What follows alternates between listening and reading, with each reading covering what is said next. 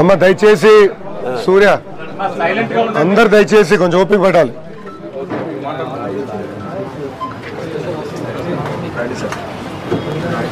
అందరికీ నమస్కారం. ఒక్క ఛాన్స్ అంటూ 2019 ఎన్నికల్లో ప్రచారం చేసిన సైకో జగన్కి 151 ఎమ్మెల్యే స్థానాలు, అదేవిధంగా 31 ఎంపీ స్థానాలు అంటే లోక్సభ రాజ్యసభ కలిపి ఇస్తాం జరిగింది ఆంధ్ర రాష్ట్ర ప్రజలు. అంటే అంత అద్భుతమైన మ్యాండేట్ ఒక వ్యక్తికి ఇస్తాం జరిగింది. ఆ మ్యాండేట్ పొందిన వ్యక్తి ముఖ్యమంత్రి అయిన తొలి నిర్ణయం కూడా అరాచకమే. ప్రజావేదిక కూల్చుతున్న దగ్గర నుంచి 3 రోజుల క్రితం మా నాయకుడు చంద్రబాబు నాయుడు గారిని జ్యుడిషియల్ రిమాండ్కి పంపిస్తాం. కానీ ఇదంతా కూడా ఒక సైకో చేసే పనులు. గత 4 సంవత్సరాలు 4 నెలలుగా ప్రజలు అనేక ఇబ్బందులు ఎదుర్కొన్నారు. ఎమ్మిగనూరు నియోజకవర్గంలో కోవిడ్ లాక్డౌన్లో మిస్బా అన్న అమ్మాయిని వైకాపా నాయకులు మానభంగం చేసి చంపేస్తే నో కేసు. నిన్నగాక మొన్న అమర్నాథ్ గౌడ్ అన్న కుర్రోడు అతని టెక్స్ట్ బుక్ చింపేసి ఆ కాగితాలు నోరులో కుక్కి కాలు చేతులు కట్టేసి పిచ్చి పిచ్చి కొట్టి పెట్రోల్ పోసి తగలబెడితే ఈ ప్రభుత్వం సరైన యాక్షన్ తీసుకోలేదు.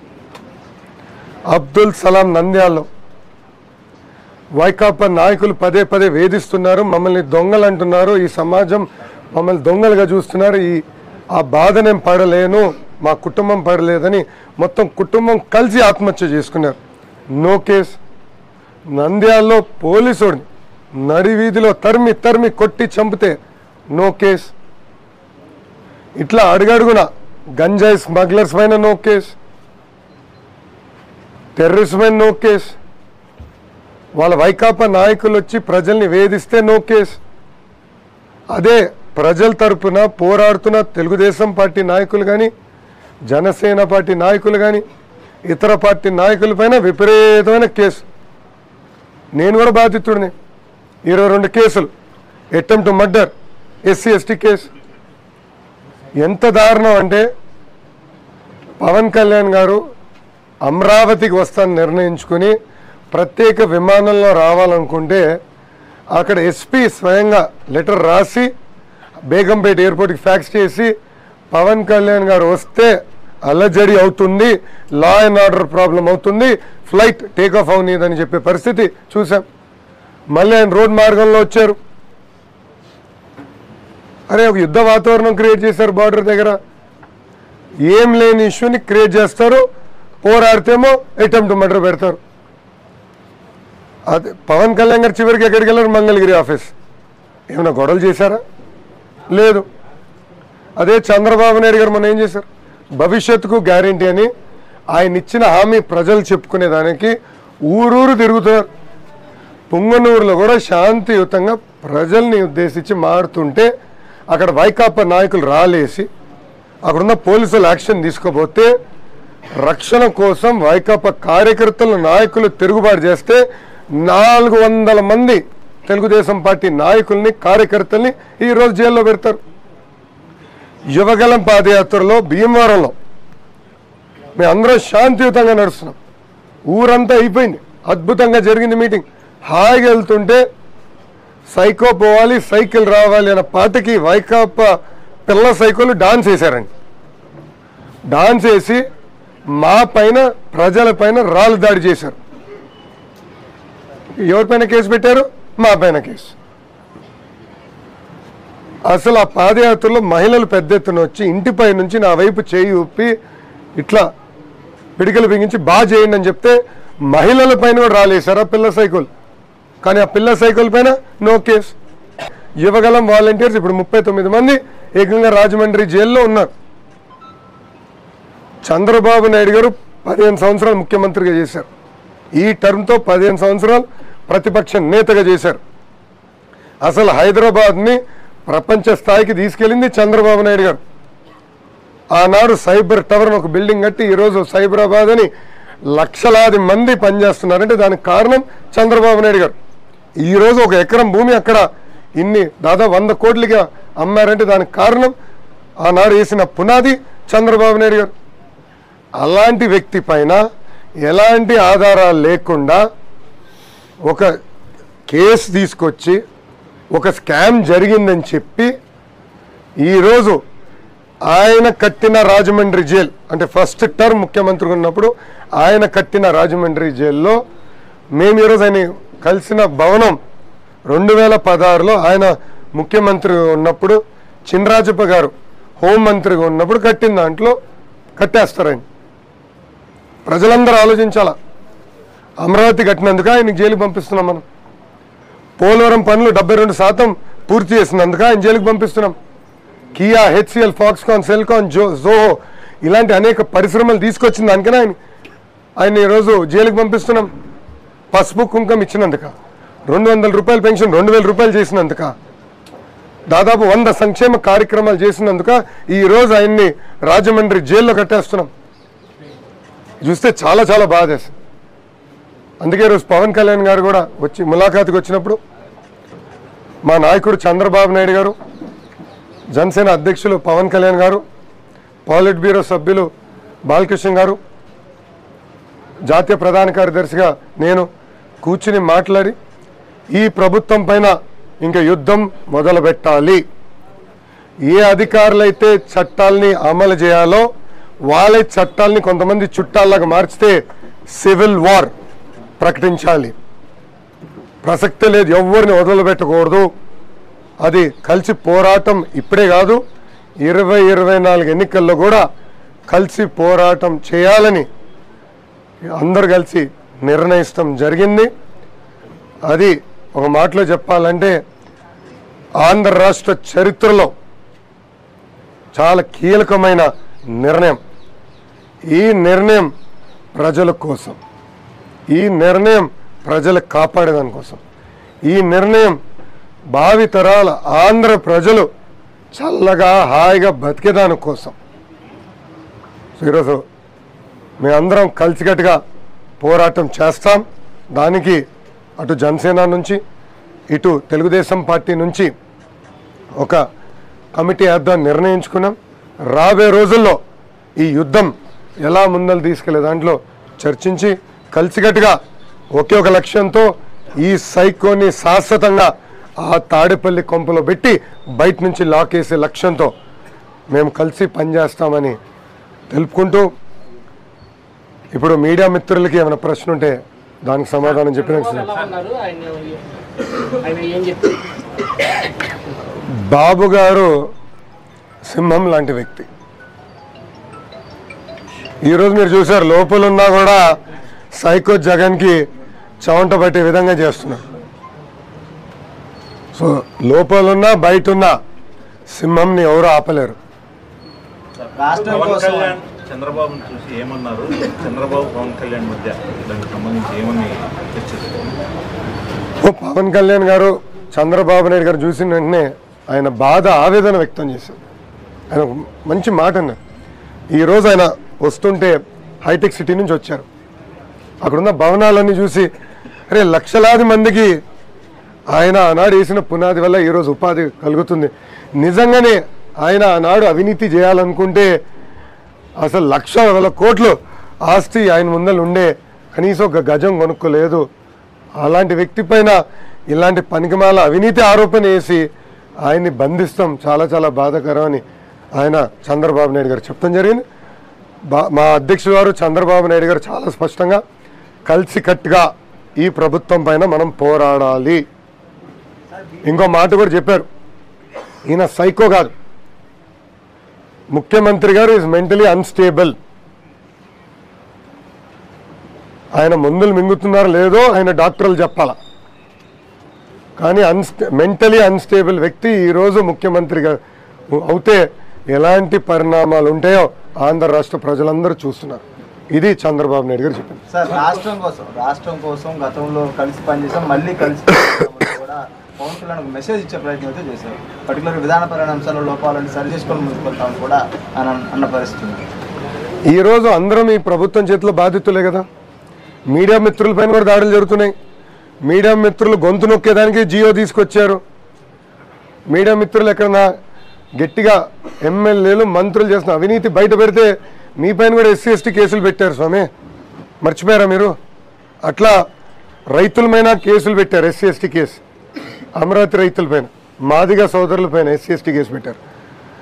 ఇతర ప్రజలు అంటే people from all walks of life వాళ్ళందరిపైన కూడా విపరీతంగా దొంగ కేసులు పెట్టి ఇబ్బంది పెడుతున్నారు. ఇప్పుడు కూడా ఇంకా మేము పోరాడకపోతే, ఇప్పుడు కూడా మేము యుద్ధం ప్రకటించకపోతే ఇంకెందుకండి మేము రాజకీయాలు ఉంది? అంటే వాళ్ళు స్క్రిప్ట్ ఇస్తే చదివానుకున్నామా? వాళ్ళు చేసే ప్రతి అదో పనికి జై కొట్టేదానికి మేమున్నామా? ప్రసక్తి లేదు. ఆయన చేసిన ప్రతి తప్పు పని ప్రజాక్షేత్రంలో మేము నిలబెడతాం.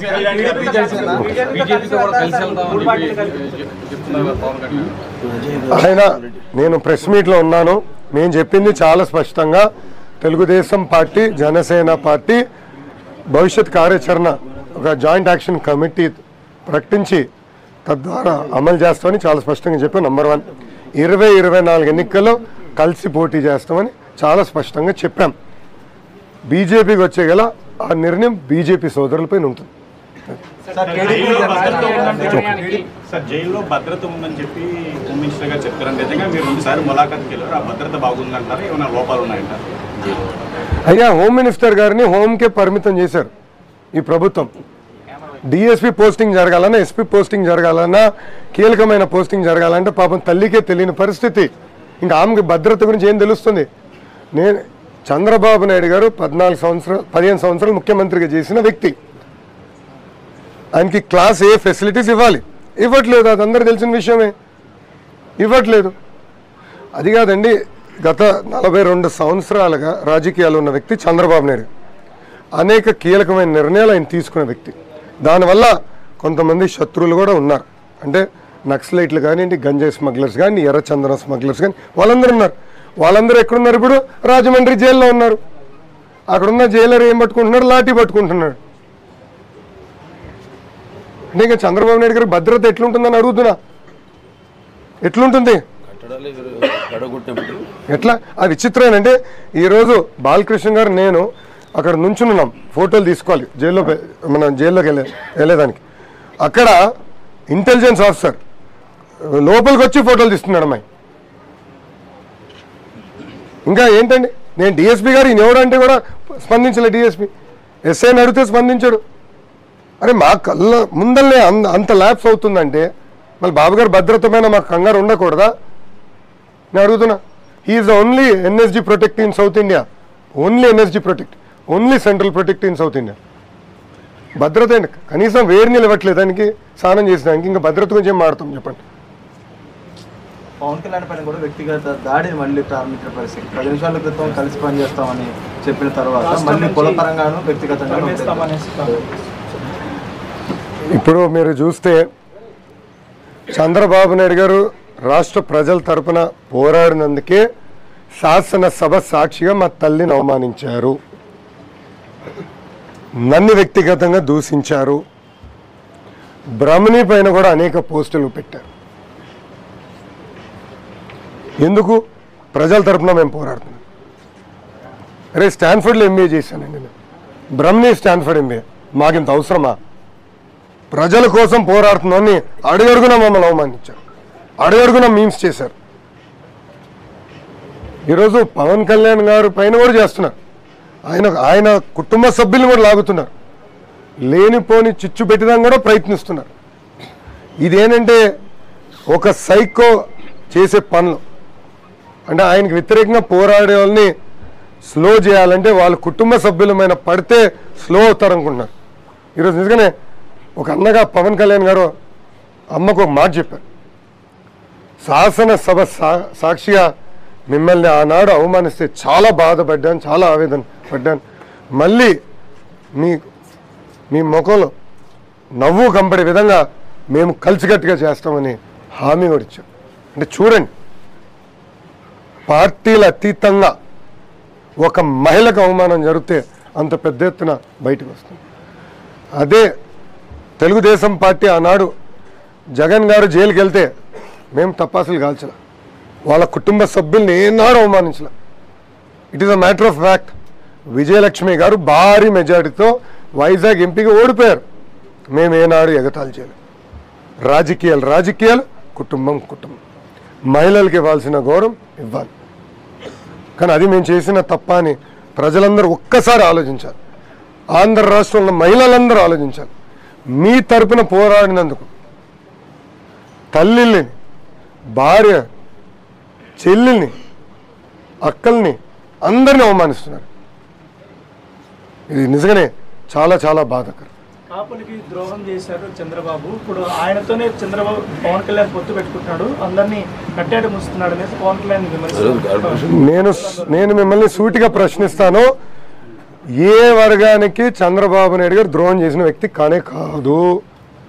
ఎలా ద్రోహం చేశారో చెప్పమని వాళ్ళు నేను సూటిగా ప్రశ్నిస్తున్నా. సూటిగా ఏ వర్గమైనా, ఓసీలో అవచ్చు, బీసీలో అవచ్చు, ఎస్సీలో అవచ్చు, ఎస్టీలో అవచ్చు, మైనారిటీలో అవచ్చు, కాపు సోదరులు అవచ్చు, శెట్టి బెల్జ సోదరులు అవచ్చు, మాల సోదరులు అవచ్చు, ఎవరన్నా కానీ ఎలా అన్యాయం చేశారు చంద్రబాబు నాయుడు గారు అని చెప్పమనండి నుంచి. ఇది ఎట్టుందంటే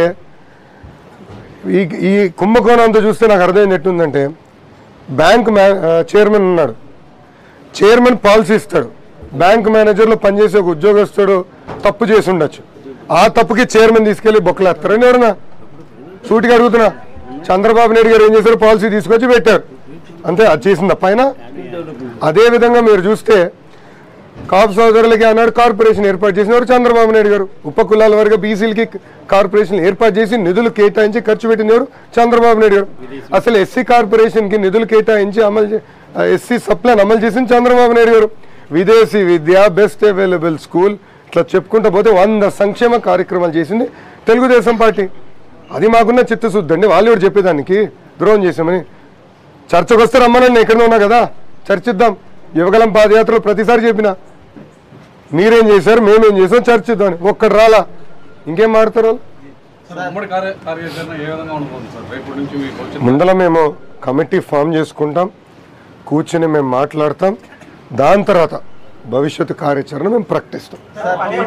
పదే పదే వైసీపీ ప్యాకేజీ గురించి చెప్తుంది. పవన్ కళ్యాణ్ గారి పైన ప్యాకేజీ తీసుకున్నారు, అందుకే పొత్తులో భాగంగా మళ్ళీ కుదుర్చుకున్నారని చెప్పి చెప్తుంది.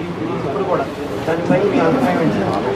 ఒక్క నిమిషం అండి, బాగా చెప్పారు. ప్యాకప్ అయ్యే టైం వచ్చింది వాళ్ళకి. ఇంకేంటి దానికని చెప్పేది. ఇప్పుడు నేనేమంటానంటే, వాళ్ళకి అలవాటు అయిన విద్య ఏంటంటే మన ఆధారాలు లేని ఆరోపణలు చేస్తాం. దేనికి ఆధారాలు ఉండవు. ప్యాకేజ్ తీసుకున్నాను అంటారు, చూపించమనండి, చెప్పమనండి, ఎక్కడ ఏంటి ఎలా. మొత్తం ఇంటెలిజెన్స్ డిపార్ట్మెంట్ వాళ్ళు, ఒక్క నిమిషం పూర్తి చేయని. ఇంటెలిజెన్స్ డిపార్ట్మెంట్ వాళ్ళే, సిఐడి వాళ్ళే, సిఐఎస్ఎల్ వాళ్ళే, ఎస్బి వాళ్ళే. నిరూపించమనండి అబ్బా, ఎందుకు ఈ గోళ. ఏం నిరూపించకుండా ఊకే మాట్లాడుతూ ఉంటే వినేదానికి ఎవరు సిద్ధంగా లేరు.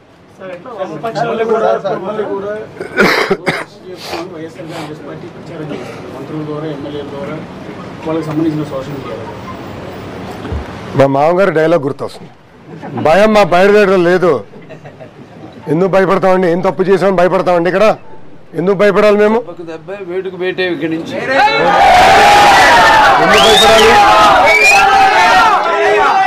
ఏం తప్పు చేశామని. తప్పు చేసాడు దేవుడికి భయపడ్డు. ఒక్క నిమిషం జైలుకి భయపడాల్సిన వాళ్ళు.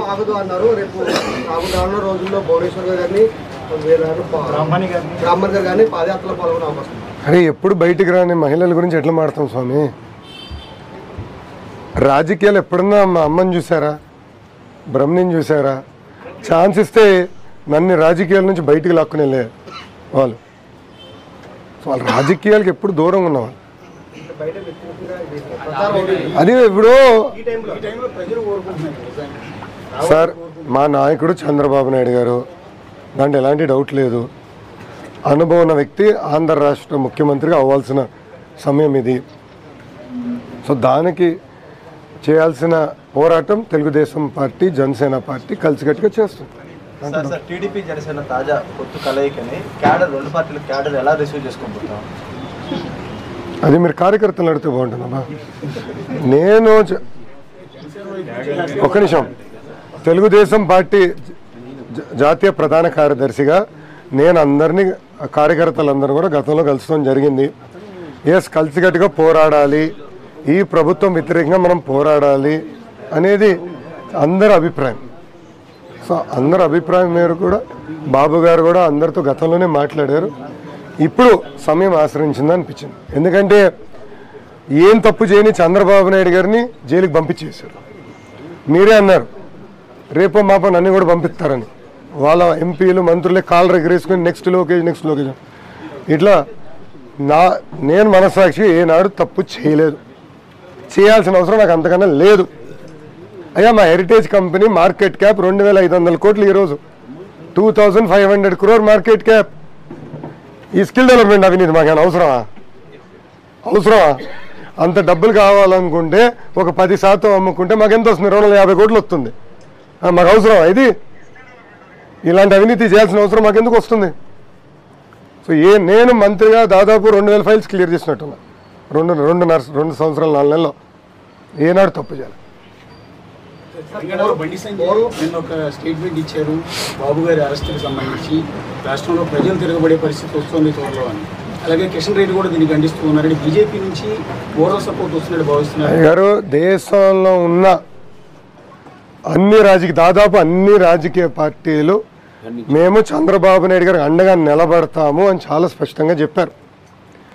మన రాష్ట్రంకి అంటే మీరు చూస్తే రజనీకాంత్ గారు కూడా స్వయంగా నాకు ఫోన్ చేసి కంటిన్యూ యువర్ ఫైట్ బ్రదర్ అని చెప్తే దానికన్నా వ్యాలిడేషన్ ఏం కావాలండి? అంటే అందరూ అక్రాస్ బోర్డ్, మమతా బెనర్జీ గారు, అఖిలేష్ యాదవ్ గారు, ఫరూక్ అబ్దుల్లా గారు, అందరూ రోడ్డుకి కుమారస్వామి గారు స్వయంగా నాకు ఫోన్ చేసి మాట్లాడటం కూడా జరిగింది.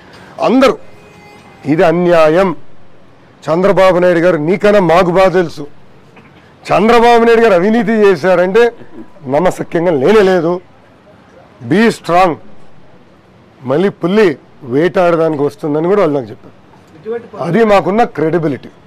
ఇటువంటి పొత్తుల ప్రకటనలు పూర్వంలో జైలు దగ్గర లేదంటే పోరాటం చెప్పేవారండి.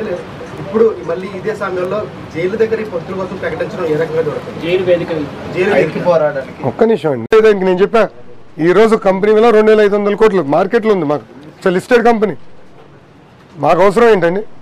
అలాంటి వ్యక్తి, ఏం తప్పు చేయని వ్యక్తి లోపలేశారు కనుకనే ఈరోజు మా నిర్ణయాలన్నీ ఆ గేట్ బయట తీసుకోవాల్సిన పరిస్థితి వచ్చింది.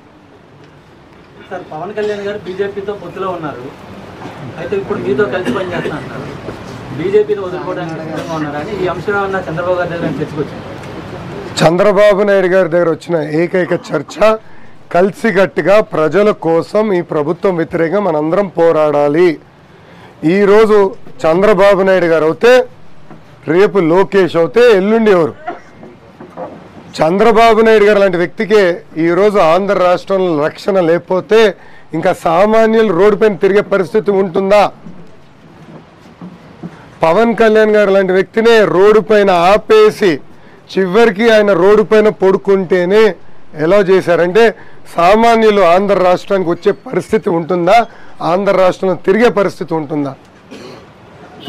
ఈ సైకో ముఖ్యమంత్రిని శాశ్వతంగా ఇంటికి పంపించే లక్ష్యంతోనే, ప్రజల్ని ఈ సైకో ముఖ్యమంత్రి దగ్గర నుంచి కాపాడే లక్ష్యంలోనే ఈరోజు తెలుగుదేశం పార్టీ, జనసేన పార్టీ కలిసి ఒక సివిల్ వార్ ప్రకటిస్తాం జరిగింది.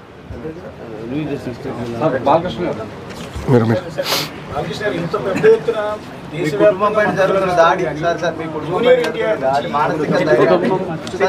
మానసిక ధైర్యాన్ని దెబ్బతీసే ప్రయత్నం జరుగుతుందన్న బాధన కనిపిస్తూ ఉంది. అటువంటిది ఏం లేదండి. మాకు జరిగిందంటే అంటే ఒకటి, ప్రజలంతా మేము ఒక కుటుంబంగా భావించేవాళ్ళం. ఇప్పుడు మీరు చూస్తే ఈ ప్రభుత్వాలు అన్ని సెక్షన్స్ మొత్తం వ్యవస్థలన్నింటినీ నిర్వీర్యం చేయడం ఏంటి, అందరి మీద వాళ్ళ కార్యకర్తల మీద కూడా వాళ్ళు అటాక్ చేయడం ఏంటి, వాళ్ళు ఇష్టం వచ్చినట్టు మహిళల మీద ఎవరిని పడితే వాళ్ళ మీద అటాకులు చేయడం అలా చేస్తున్నారు. అంటే విచ్చలవిడిగా అసలు ఒక ప్రజాస్వామ్యం ఉందా ఇక్కడ, లేకపోతే ఒక నియంతృత్వపు పాలన జరుగుతుందా ఈ రాష్ట్రంలో అన్నట్టుగా ఉంది మన ఈ ఆంధ్రప్రదేశ్ రాష్ట్రం. ఇక్కడ నుంచి కూడా మీరు క్రియాశీలక పాత్ర పోషించబోతున్నారు. అంటే దెబ్బకు దెబ్బ వేటుకు వేటు అంటున్నారు. దెబ్బకు దెబ్బ వేటుకు వేటు. ఈ జైళ్ళు ఈ కేసులకి వాళ్ళు భయపడాలి. అదే తప్పు చేయనాడు దేవుడు కూడా భయపడ్డు, మా కార్యాచరణ ఇవాళ పవన్ కళ్యాణ్ గారు, నేను, లోకేష్ గారు మేము వెళ్ళి చంద్రబాబు నాయుడు గారిని కలవడం జరిగింది. ములాఖాత్లో చాలా ధైర్యంగా ఉన్నారు ఆయన ఒకటే, ఈ రాష్ట్రం ఇలా కాకుండా ఈ రాష్ట్రాన్ని కాపాడవలసిన బాధ్యత ప్రతి పౌరుడి మీద ఉంది. ప్రతి తెలుగువాడి, ఆంధ్రప్రదేశ్ రాష్ట్ర ప్రతి పౌరుడి మీద ఉన్నాయి. దాని గురించే నా బాధ అంతా, నా దిగులంతా ఆయన బాధ వ్యక్తం చేయడం జరిగింది. సో ఇవాళ వాళ్ళు ఒక రూట్లో అంటే మనల్ని నైతికంగా దెబ్బతిద్దామని వాళ్ళు అనుకున్న కొద్దీ మేము ఇంకా స్ట్రాంగ్ అవుతున్నాం, అందరూ బలంగా ఉన్నాం. అలాగే మా బాధ్యత ఎప్పుడు ఈ రాష్ట్రాన్ని, ముఖ్యంగా ఈ రాష్ట్ర యొక్క అభివృద్ధిని, దాని కోసం ఏమేమి కార్యనిర్వహణ చేయాలో దానిపైన సుదీర్ఘంగా చర్చించడం జరిగింది. దానికి ఒక యుద్ధం ప్రకటించితే తప్ప దానికి వేరే విమోచన లేదు. ఎలక్షన్లు వస్తేనే ఎలక్షన్లు కాదు, దానికి ముందు అసలు మొదలవాలి యుద్ధం ముందు నుంచే.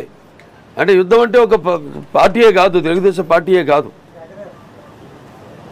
అలాగే ఇవాళ పవన్ గారు వచ్చి ఆయన కూడా మాకు ఈ యుద్ధంలో పాల్గొంటానని చెప్పడం, అలాగే మిగతా వాళ్ళందరూ కూడా, దేశ నాయకులందరూ కూడా వాళ్ళ యొక్క సంఘీభావం ప్రకటించడం జరిగింది, అన్యాయం అని ముఖ్యించి చెప్పడం. సో ఇదంతా ఇక భవిష్యత్తు ఇలా ఎప్పుడు జరగలే మన దేశంలో. ఎమర్జెన్సీ కూడా పెట్టారు కానీ అప్పుడు ఎంత ఘోరంగా ఎప్పుడు జరగలేదు. అలాంటి ఒక మతి స్థిమితం లేని ఒక పాలకుడు, అంటే ప్రజల యొక్క సంక్షేమాన్ని గాలికి వదిలేసి ప్రతిపక్ష నాయకులపై దాడికి పాల్పడే ఒక వ్యక్తి మన రాష్ట్రానికి ముఖ్యమంత్రి కావడం మన రాష్ట్ర ప్రజలు చేసుకున్న దౌర్భాగ్యం. అంటే ఒకప్పుడు ఉనికి అసలు మనకు మద్రాసీలకు పిలువబడే మనకి ఒక గుర్తింపుని తీసుకొచ్చారు అన్నగారు నందమూరి తారక రామారావు. అటువంటిది ఇవాళ ఉనికి కోల్పోయే పరిస్థితి అని చెప్పను. చంద్రబాబు నాయుడు వల్ల గుర్తుంది ఇవాళ ఆ ఉనికి. ఇవాళ కేవలం రాష్ట్ర ప్రజలే కాదు, యావత్ దేశ ప్రజలందరూ కూడా వాళ్ళ సానుభూతి ప్రకటిస్తున్నారు. ఇలా జరిగింది ఆయనకి. అసలు ఏమి ఇన్నేళ్ళ 15 ఏళ్ళు ముఖ్యమంత్రిగా చేశారు ఆయన. ఎప్పుడు ఒక్క మచ్చ కూడా లేని మనిషి. అటువంటిది అంటే ఎవ్వడు నమ్మలేక, అసలు నమ్మలేదంటే అసలు జరిగితే కదా. ఏముంది అందులో? ఆయన సంతకం పెట్టారా? ఆ పైన ఎవరు ఫైనాన్స్ ప్రిన్సిపల్ సెక్రటరీ ఆయన రికమెండ్ చేశాడు ఇది బాగుంది అంటే. ఎస్, బాగున్న దానికి ఎప్పుడు ఇన్నోవేటివ్, అంటే ప్రజల కోసం అనేక సంక్షేమ కార్యక్రమాలు తీసుకురావడం, వివిధ రకాలుగా ఆయన మహిళా సాధికారత కోసం, మహిళలు వాళ్ళ కాళ్ళ మీద వాళ్ళు నిలబడడం కోసం అని ఆనాడు డ్వాక్రా గ్రూపులు అయితే ప్రారంభించడం అయితేనేమి, అంత కంప్యూటరైజేషన్ చేయడం ఏంటి మండల వ్యవస్థలలో, ఫైబర్ గ్రిడ్. ఇప్పుడు వచ్చిన ముఖ్యమంత్రి అంటాడు నేను ఈ రాష్ట్రాన్ని ఫైబర్ గ్రిడ్ చేస్తాను. ఇప్పుడు అయిపోయింది ఫైబర్ గ్రిడ్, చేసేది ఏమీ లేదు. ఆ తవ్వి ఇదిగా ఇప్పుడు అన్ని మాఫియా, ల్యాండ్ మాఫియా, లేకపోతే liquor mafia, land mafia, sand mafia, ఈ తవ్వకాలు చేస్తానన్నమాట. ఫైబర్ గ్రిడ్ అంటే గుర్తుపెట్టుకోండి, అది ఆయన చేసే ఇప్పుడు తవ్వకాలు. అటువంటిది అసలు ఏమి ఆధారం? అసలు ఈ స్కిల్ డెవలప్మెంట్లో ఎటువంటి ఆధారాలు లేకుండా మరి చంద్రబాబు నాయుడిని ఇలా ఏ చట్ట ప్రకారం అరెస్ట్ చేశారని అడుగుతున్నాం. చట్టం వాళ్ళదే, అంతా వాళ్ళదే. వాళ్ళు ఏదనుకుంటే అది చేయొచ్చు. మానసికంగా అంటే ఇక్కడ మనుషులు కూడా ఆయన బాధ అదే. ఆయనకి నాకేమవుతుందని కాదు, నా రాష్ట్రం ఎటుపోతుంది, నా రాష్ట్ర ప్రజల్ని భయభ్రాంతులు చేసి అసలు యువత కోసమే కదా స్కిల్ డెవలప్మెంట్ పెట్టింది. యువతరానికి ప్రతినిధులు, నవతరానికి నాయకులు, భావితరాలకు భారతదేశ మహాశక్తి అనుకున్న శక్తి యువత. అటువంటి శక్తి నిర్వీర్యమైపోయి నిస్తేజమై ఒక దారి లేక దిక్కుతోచక ఇవాళ ఇదొక గంజాయిలో మన నంబర్ 1 దేశంలో. ఆ గంజాయి తీసుకొచ్చి ఆ గంజాయికి అలవాటు చేసి ఇవాళ వేలెత్తనివ్వకుండా ఎవరు వాళ్ళని ప్రశ్నించే అంటే జవాబుదారీ. అప్పుడు తెలుగుదేశం పార్టీ అధికారంలో ఉన్నప్పుడు ఒక జవాబుదారీ ప్రభుత్వం. ఎమ్మెల్యేని నిలదీసేవారు ఏదైనా పనులు కాకపోతే. అటువంటిది ఎవరు వేలెత్తి అడగకూడదు, వేలెత్తి చూపకూడదు. అన్న ధోరణిలో చందాన్ని వెళ్తుంది ఈ ప్రభుత్వం. మరి అందరికీ ఇక వివరాలని తెలుసు. ఆనాడు ఆయన సంతకం పెట్టలేదు, అక్కడ వాళ్ళు రికమెండ్ చేస్తే క్యాబినెట్లో పెట్టి అది ఆమోదమయ్యి అసెంబ్లీలో మరి వాళ్ళు ఉన్నారుగా అక్కడ. అంటే అది తర్వాత జరిగింది అనుకో, ఇప్పుడు మోపుతున్నారు. కానీ తర్వాత ఏమైంది, వాళ్ళ ప్రభుత్వం వచ్చాక అది ఎవరు అజయ్ కలాం రెడ్డి గారు ఆయన రికమెండ్ చేశారు. అప్పుడప్పుడు గుజరాత్లో 2013లో దీన్ని అమలు చేయడం జరిగింది. అలా కాకుండా మొత్తం దేశంలో కూడా 8 రాష్ట్రాల్లో చేస్తే బ్రహ్మాండం చాలా బాగుందని దాన్ని అమలు ఇక్కడ ఓకే అన్నారు ఆయన. అంటే ఇదే పాలసీ మేకర్ ఆయన, దానికి ఆయన బాధ్యులు కాదు కదా. దేనికి అసలు ఏం జరగలేదంటే ఇక్కడ బాధ్యులు కావడానికి ఎవడు బాధ్యులు కాదు. ఇప్పుడు అక్కడి నుంచి దాన్ని మళ్ళీ ప్రేమచంద్ర రెడ్డి గారు ఇప్పుడు స్కిల్ డెవలప్మెంట్ కమిటీ మెంబర్ ఆయన ఎండి, ఆయనేమో సంతకం పెట్టి ఎంఓయూ పెట్టి మళ్ళీ నిధులు విడుదల చేయడం జరిగింది. దాని తర్వాత మిగతా అన్ని లెక్కల సంగతి అంతా తెలిసిందే, మీకు చాలా మన చెప్పడం కూడా జరిగింది. అవన్నీ జరిగింది. అప్పుడు ఈడీ అంటే మోస్ట్ పవర్ఫుల్ ఈ ఎంక్వైరీ దీంట్లో చాలా పవర్ఫుల్ అటువంటిది వాళ్ళని గ్రిల్ చేశారు. కానీ ఇక్కడ చంద్రబాబు నాయుడు గారిని గ్రిల్ చేయలేదు. ఎందుకంటే ఇది ఏమీ లేదు అక్కడేమో వాళ్ళని చేశారు, ఈ ఆఫీసర్లు ఎవరిని చేయలేదు. అంటే ఎవరు తప్పు చేశాడు కాదు వాళ్ళు మంచి పదవుల్లో ఉన్నారు. ఇప్పుడు అసలు నిజానిజాల కంటే కూడా అసలు జరిగింది ఏంటి అన్నది వాళ్ళు పెట్టింది. మొత్తం 6 క్లస్టర్లలో మొత్తం 42 కేంద్ర సెంటర్స్లో ఈ యొక్క ఇంజనీరింగ్ కాలేజీలు కావచ్చు, ఐటీ కాలేజీలు కావచ్చు, వాటిలో అన్నింటిలో పెట్టడం జరిగింది. దానికి 2,13,000 మందికి తర్ఫీదు ఇవ్వడము, 72,000 మందికి ఉపాధి కల్పించడం ఇంత జరిగింది. తర్వాత 2021లో వీళ్ళే మళ్ళీ ఒక ఎఫ్ఐఆర్ ఫైల్ చేశారు. దాంట్లో ఈయన పేరు లేదు, చంద్రబాబు నాయుడు గారి పేరు లేదు. మరి నిజంగా అవినీతి జరుగుతుంటే మరి ఛార్జ్షీట్ ఎందుకు చేయలేదు? ఇప్పుడు సడన్గా ఏంటంటే అందరి ఇప్పుడు ప్రజల్లో వస్తున్న వ్యతిరేకత, ఆయన తిరగడం వల్ల, ప్రజల్లో అవగాహన తీసుకోవడం వల్ల, లేకపోతే యువగణం లోకేష్ బాబు తిరగడం వల్ల ఇదంతా చూసి ఇక భయం పట్టుకుంది వాడికి. ఇక ఓడిపోవడం తథ్యం ఖాయం, దీనికి ఏదో ఒకటి చేయాలి. ఏదో చేయాలంటే మసిపూతి మారేడుకాయ ఇక తీసుకెళ్ళి ఇలా ఇప్పుడు ఇది ఇన్ని రోజులు ఎవరిని ఇలా రిమాండ్ ఉంచడం ఎక్కడా లేదు. వాడు 2 రోజులు ఉంచుతారు, సరే, దాని తర్వాత ఎంక్వైరీ అదే జరుగుతుంది. ఇదే మొట్టమొదటిసారి. సో ఇలా వాడు ప్రజల్ని డైవర్ట్ చేయడం కోసం కేవలంగా ఇది ఎటువంటి ఆధారాలు లేకుండా మరి చట్టాలని అతిక్రమించి వాడు చేసిన రాజకీయ కక్షకు నిదర్శనం తప్ప వేరేది ఏది కాదు. ఇందులో సత్యం లేదు.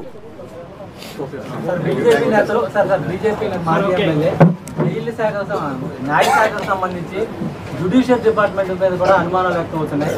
దానికి సంబంధించి రిమాండ్ విధించిన తీరు పైన దీనిపైన ఎంక్వైరీ జరగాలి. వాళ్ళ కుటుంబ సభ్యుల ఫోన్ కాల్స్ మీద కూడా ఎంక్వైరీ జరగాలి. నాకు ఒకే నెంబర్ ఉందయా, నేను ఎప్పుడు చెప్తుంటా. Judicial department